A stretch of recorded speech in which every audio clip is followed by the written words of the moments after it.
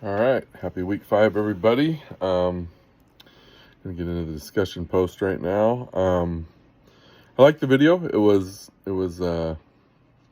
interesting, and I could relate to a lot of it. Mainly being in like the position I'm in. See a lot of our financials and this and that, and you see how money's spent and wasted, but obviously you can't say nothing because it's financials. So it was definitely, I was feeling the low power double bind for sure on it. And how we could relate this to our writing is, I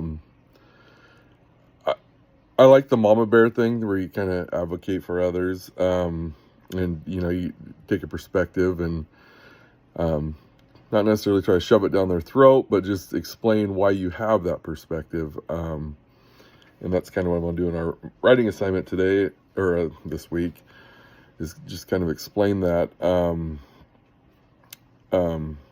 then another thing too is, in my writing in the past, like I always think back of all like our course surveys, like how did you like, what did you dislike? And I always think to myself, well, if I put something negative, am I going to offend the instructor? Is it going to be, am I going to have this instructor somewhere later down the road? Something I'll have to, deal with later. So it makes me nervous doing stuff like that. Even at work when we have surveys, it's like, ugh, how honest do I want to be? If I know they're anonymous, it's different. But if you don't know they're anonymous, it definitely makes it hard. And I kind of struggle with that. But yeah, in your writing too, if you get, your allies, just explain your evidence too. And why you feel that way, but, like I said, be respectable, and then have your, if you can get the person on your side, or it's going to be a lot easier to explain to them how you feel. Also make sure you don't come across as, just, this is the way it has to be, this is what you're going to do. And I think that comes along as your passionate perspective taker, but I think you have to use that kind of, I don't know, sparingly, I would want to say. Not to be too pushy, but also this is why I feel this way.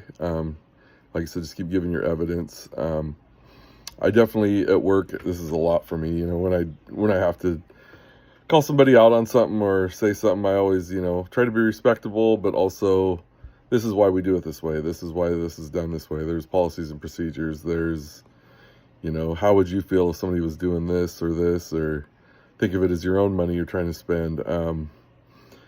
And that seems to help a little too, but you just, there's that fine line, a really fine line with being, not too pushy or saying, no, this is what it has to be, versus explaining why it's that way and how would you feel, and kind of give them options, which I talked about. I like the options thing.